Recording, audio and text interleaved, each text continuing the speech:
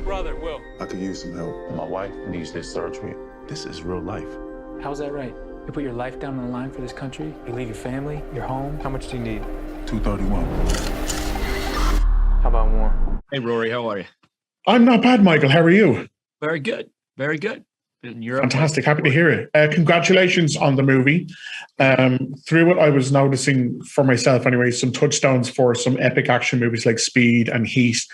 But I was curious, since so many people would consider you to be one of the kings of action movies, what is Michael Bay's favorite action movie? Wow. I mean, the ones that kind of like Raiders of the Lost Ark has some action that I really loved as a kid, because I saw that when I was 16. I filed Raiders of the Lost Ark storyboards when I was 15 and a half, saving up for a car. Okay. Wow. And I thought I told my 15-year-old buddies, I thought the movie was going to suck. Okay. True story. I would go Sundays with my parents to the theaters, and I finally saw it, and I'm like, oh my God, this is what I want to do. You know, when he's hanging on the window and then under the truck, and I'm like, I really gravitate towards action. A great one is why am I spacing on the name? Bruce Willis, Die Hard. Die Hard. You know, it's a great, tight movie. Let's see. Come on, Bay. Think fast. We're gonna give you more time because it's like I've been talking for 5 days. Okay, that's okay. We're gonna give them bonus time because I'm having brain farts right now.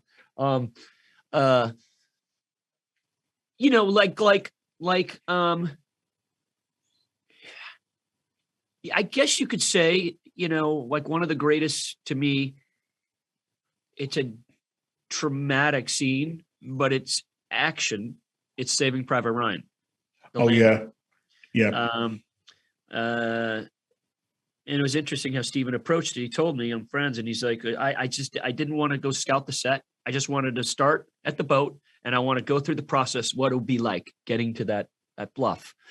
And sometimes that's the way you approach action. My action, I'm always trying to converge 3 things, 4 things, different elements. And when I talk about my action, I remember talking to a producer. I said, man, because I write all my own action. Okay. Mm-hmm. I said, man, I don't know what I do, but I just know how to do what I'm doing, but I don't know what the F I'm doing, but I know what I'm doing. All right. And it's like music. It's like, I was trying to say, it's like we're talking about a car chase. It's like car, face, car, ba ba ba ba ba bam, car. It's very musical, right? Yeah, like there has to be a particular kind of flow to it, otherwise you will get pulled out of it. And I remember months ago when I think you shared it online, the behind the scenes of the ambulance stunt, and I remember immediately thinking, I need to see that on the biggest screen and the loudest screen, because it's just the kind of physical in action, like proper, I felt it even behind the scenes. So I could only imagine what it must have been, what it was going to be like on the big screen. But you, that was me shooting it. I know. I know. Like, I was perfectly planned stunt. It looked dangerous. It's dangerous if you don't know what you're doing, but that was planned. And that's why my arms went up, because that was perfectly planned. But for over the year, because we're looking like Bad Boys, the first Bad Boys was, we're coming up to 30 years now. Over these decades of making these movies, dude, I'm only 32. I'm only 32. It can't be 30 years old. And you don't look a day over it, Michael.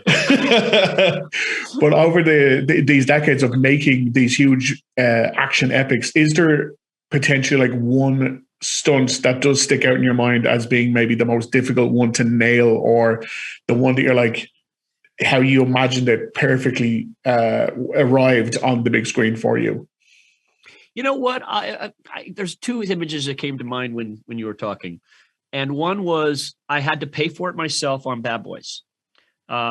It's where here's your boarding pass. Martin Lawrence says, this is your boarding pass. I'm going to set it up for you. I'm giving you bonus time. Don't worry. I'm going to I get to this big hangar, and this line producer was just total ass to me. He was just mean. He didn't have any faith in the movie. The studio didn't have faith in the movie. And this is my first movie. So it's do or die. Okay. And He goes, well, there's a huge rainstorm. He says, well, we're not going to do the explosion. I'm like, what? And then I had this professional crew from LA, this big pyro crew. We're not going to do it. I literally was going to I was going to deck them. I said, this is where the audience claps. Okay. And I was literally going to go to blows. It was 5 days away from the end of the movie. And he was literally adamant, we're not going to shoot it. And I said, how much to pay for the crew to come here tomorrow morning to shoot it, to force the crew? You get costs like double time or whatever. He goes, $25,000. I said, well, I'm writing you a check for $25,000. And I literally wrote the check. It said 2 Sony pictures, $25,000. That was a quarter of my fee. Okay. Right. And I gave a quarter of my fee. I filmed it on a close focus lens. It goes slate, close focus lens. Then we did the shot with Martin shooting, and this dummy comes right to the camera out of the fire, and it lands right near us. And I'm like, that's the money shot. Right. So that's one, because that was like my first thing, and I paid for it. Okay. Money well spent. And then the one where it's definitely the record holder of the largest explosion, most complicated explosion in film history, was the Pearl Harbor one with 350 events, 20 real planes low over the water, 2 boats with stuntmen in by dynamite in the water. The bombs all had to go off. It took 3 months to rig. They all had to go off in 7 seconds. You're shooting in between puffy clouds in Hawaii, so you have to make sure there's not a puffy cloud blocking the sun. So you've got the plane circling. There's a behind the scenes where I'm yelling at the boat because they were crossing, we call it the line of death. Because if they cross, there's real dynamite in the water and they could die. Okay. So we are watching all this go down, and it's my decision when to roll. I mean, it was beautiful when it was done, you know? Fantastic. Michael, I feel like I could talk to you. Moments. One was small, one was big.